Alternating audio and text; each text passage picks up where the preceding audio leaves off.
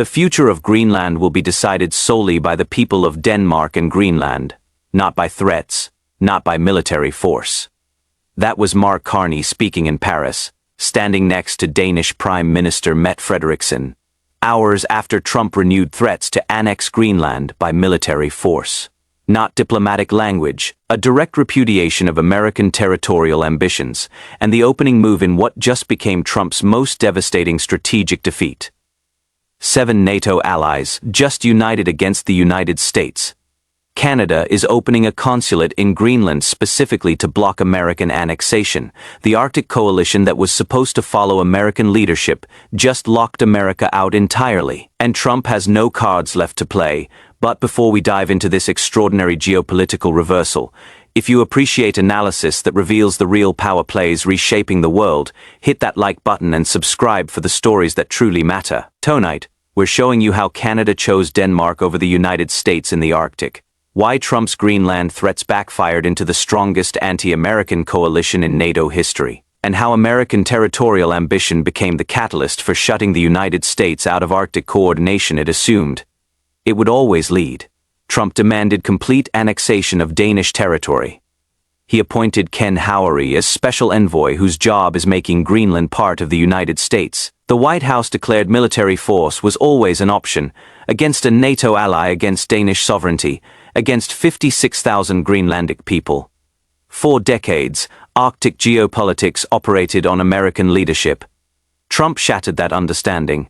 He believes territorial sovereignty is negotiable if you are powerful enough. That military threats against NATO members are acceptable. Denmark heard the real message. The United States cannot be trusted to respect allied sovereignty. If America will threaten Denmark over Greenland, no NATO ally is secure. Mark Carney did something unprecedented. He publicly sided with Denmark against the United States. He announced Canada is opening a consulate in Nuuk in February, and critically, he is sending Governor General Mary Simon to open it personally. This isn't symbolic diplomacy. This is strategic warfare fought with embassies and alliances. Simon is in Nuuk. She previously served as Canada's ambassador to Denmark. Her presence sends devastating messages to Washington. Canada recognizes Indigenous Greenlanders' right to self-determination. Canada has Arctic ties through Indigenous peoples that transcend borders. Foreign Affairs Minister Anita Anand will accompany Simon.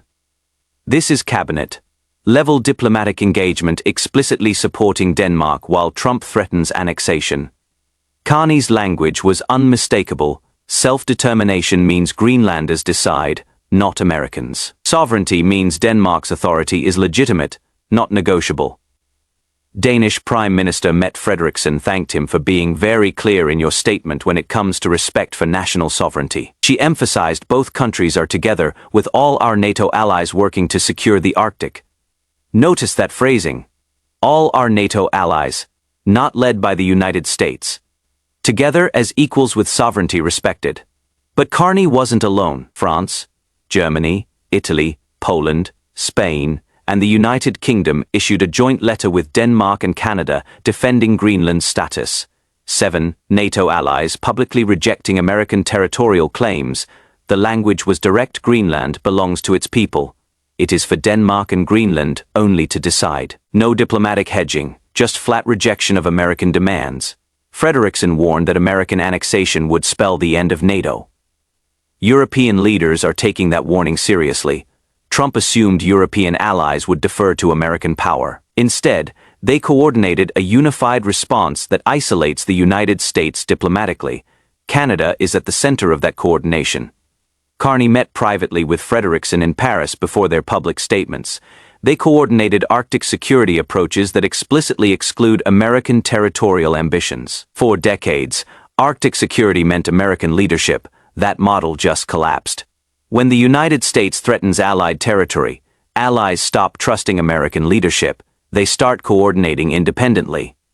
Canada is deepening Arctic ties with Nordic countries. Finland and Sweden recently joined NATO with Arctic experience. Norway monitors the Barents Sea. Iceland controls strategic shipping lanes. Combined with Denmark and Greenland, there is an emerging Nordic, Canadian Arctic bloc coordinating independently. The strategic brilliance of sending Mary Simon cannot be overstated. Greenland's population is predominantly Inuit. Canada's Governor-General is Inuk. The message is that Arctic Indigenous peoples have transnational connections that reject American territorial claims.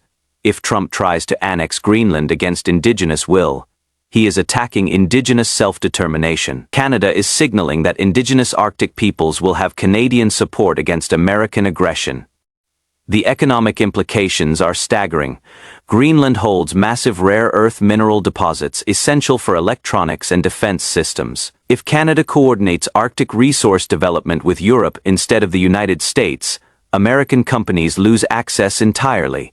Trump wanted Greenland. Instead, he triggered independent Arctic security coordination that undermines American regional dominance.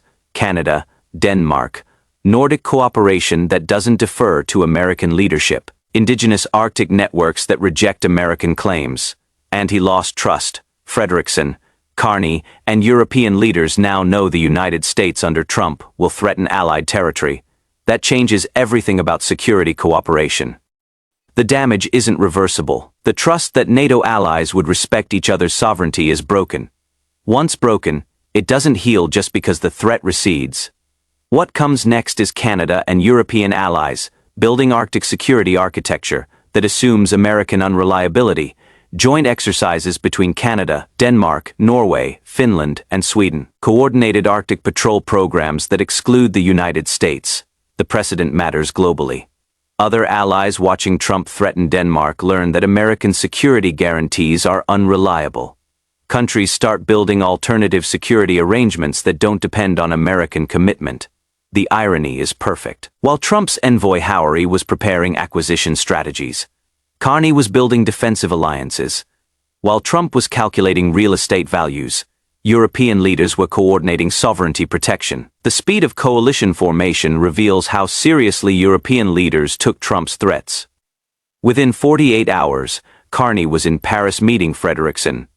Within 72 hours, the joint letter was drafted with 7 NATO signatories. Within a week, the nuke consulate was announced. Nordic countries possess world-class Arctic expertise. Denmark operates advanced research stations in Greenland. Norway has decades of Arctic offshore experience. Finland and Sweden bring cutting-edge cold weather technology. Canada controls the Northwest Passage. Combined, these countries don't need American Arctic leadership. Trump's threats eliminated any cooperative role. The economic consequences are materializing. Greenland's government announced it is prioritizing partnerships with countries that respect its autonomy. Canadian mining companies are exploring joint ventures with Greenlandic firms. The partnership between Carney and Frederiksen proves that middle powers can coordinate effectively when superpowers become unreliable. Canada and Denmark control critical Arctic geography and resources. The Indigenous dimension provides moral authority that American force cannot counter. When Mary Simon arrives in Nuuk, she'll be welcomed by Indigenous Greenlanders who see Canadian Indigenous leadership as validation of their autonomy aspirations. Trump's response has been telling. No diplomatic counter moves, no alternative alliances, no substantive policy adjustments. Just continued threats that sound increasingly desperate because everyone knows they're unenforceable. Alliance leadership requires trust, and Trump destroyed that trust by threatening Allied territory. Coalition building requires reciprocity, and America offered only demands. Mark Carney didn't just block American annexation of Greenland. He demonstrated that American power has limits, that allies have alternatives, and that respect for sovereignty matters more than military capability. 7 NATO allies united against the United States. Canada chose Denmark over America, and the Arctic became a place where American leadership is optional, rather than automatic. Trump wanted Greenland and got nothing. No territory, no influence, no leadership, no trust. Just the knowledge that when he threatened a NATO ally's sovereignty, 7 other NATO allies chose that ally over him. Trump has no cards left to play. The Arctic coalition he thought he controlled just locked him out, and Mark Carney held the key. But this defeat cuts deeper than diplomatic embarrassment. Trump's Greenland obsession exposed the fundamental flaw in his transactional worldview. He believed everything has a price, that sovereignty can be bought, that military threats make people reasonable, he was spectacularly wrong. The human cost is already devastating American communities. Anchorage logistics firms that coordinated North American Arctic shipping are losing contracts to Nordic companies. Seattle port workers who handled Canadian-European Arctic trade are facing layoffs as routes shift to Churchill and Nordic ports. Minneapolis grain traders who facilitated Arctic agricultural exports are watching business flow to Montreal and Copenhagen. These aren't abstract losses. These are families losing income because their government thought bullying allies had no consequences. Border communities in Alaska and northern states that depended on Canadian Arctic partnership are discovering that partnership has alternatives, and America isn't included. The technological implications are staggering. American Arctic surveillance capabilities depended on cooperation with Canadian and Nordic radar systems. Now, those countries are building integrated monitoring networks that treat American signals intelligence as unreliable. The Arctic early warning systems that defended North America for decades are fragmenting, because Trump convinced allies they couldn't trust American decision-making. The scientific dimension is collapsing. Arctic climate research, polar bear studies, ice monitoring, all required international cooperation that America helped coordinate. Now that coordination is happening without American participation, the National Science Foundation's Arctic research programs are losing access to Greenlandic research stations, Canadian Arctic facilities, and Nordic climate monitoring systems. Canada's Indigenous strategy adds layers of complexity that Washington never anticipated. Mary Simon isn't just a diplomat. She is a living symbol of Arctic Indigenous unity that transcends national borders. When she speaks in Nuuk, she'll address Greenlanders in languages that predate European colonization, carrying messages about sovereignty that resonate with Indigenous peoples from Alaska to northern Norway. The timing couldn't be more perfect for Canada. Climate change is accelerating Arctic transformation faster than anyone predicted. Ice-free shipping seasons that were supposed to happen by 2040 are arriving by 2030. Trump's threats gave Canada urgency to build alternatives to American cooperation precisely when those alternatives are becoming most valuable. The psychological warfare element is masterful. February deployment to Nuuk isn't just about harsh weather. It is Arctic sovereignty season when territorial claims matter most. By opening diplomatic facilities during Greenland's most isolated period, Canada signals that its commitment isn't seasonal or convenient, it is permanent, regardless of conditions. The intelligence implications terrify American security officials who built Arctic strategy around Allied coordination. Canada shares intelligence with Denmark that America no longer receives. Nordic countries coordinate surveillance data that excludes American analysis. Indigenous networks provide ground truth information about Arctic conditions that bypasses American monitoring entirely. For decades, America assumed it would always have access to Allied Arctic intelligence because allies needed American military protection. Now allies are discovering they can protect themselves through coordination, and American intelligence becomes optional rather than essential. The energy dimension adds economic devastation to strategic isolation. Arctic oil and natural gas reserves that were supposed to flow through American pipelines are being redirected to European markets through Nordic infrastructure. Canadian Arctic energy projects are partnering with Norwegian offshore expertise instead of American oil companies. Greenland's rare earth minerals, essential for everything from smartphones to military systems, are being developed through Canadian-Danish joint ventures that explicitly exclude American participation. Every pound of lithium, every gram of rare earth elements that flows to European and Asian markets instead of American refineries represents permanent loss of strategic resources America assumed it would control. The cascading effects are accelerating. Iceland is coordinating with Canada and Denmark on Arctic traffic management that treats American vessels as foreign shipping requiring inspection and fees. Norway is sharing Arctic offshore technology with Canada while restricting American access to North Sea expertise. Finland and Sweden bring military technologies specifically designed for Arctic warfare, cold weather systems. Under ice navigation polar communication networks that they're sharing with Canadian forces while treating American military cooperation as unreliable. Due to Trump's territorial threats, the generational impact may be most devastating.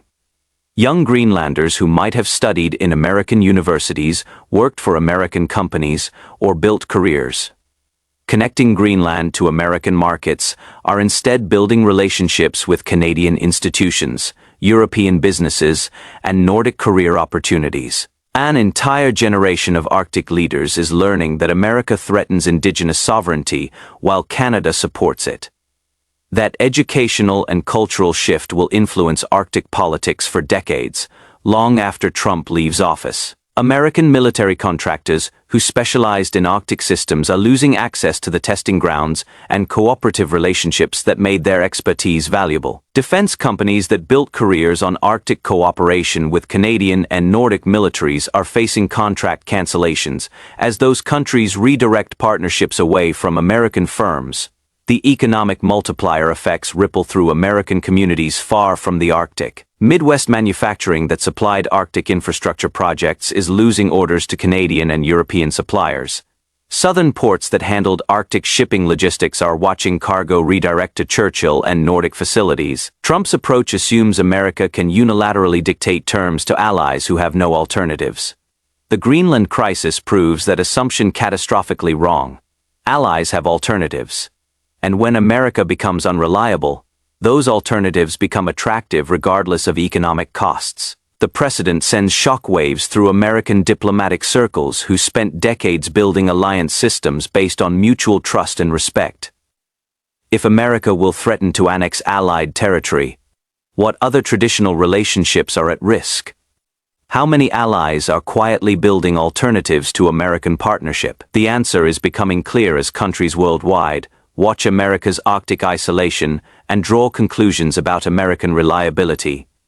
When superpowers threaten allied sovereignty, middle powers coordinate independently. When military threats replace diplomatic cooperation, alliance systems fracture along lines of trust rather than capability.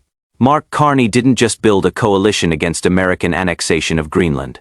He demonstrated that American power has limits, that allies have agency, and that respect for sovereignty matters more than military capability. The lesson extends far beyond the Arctic, teaching allies globally that they can successfully resist American pressure when they coordinate effectively.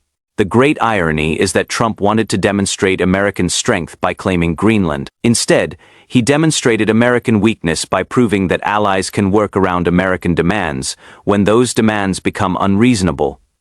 The Arctic that was supposed to showcase American dominance became the region where American influence collapsed. 7 NATO allies chose each other over American threats. Indigenous peoples chose Canadian respect over American annexation. European leaders chose multilateral cooperation over American unilateralism. And the Arctic became the place where America learned that allies are partners, not subordinates. The coalition that locked America out of Greenland just locked America out of Arctic leadership, and every day that coordination continues without American participation makes American return to Arctic influence more difficult and less necessary.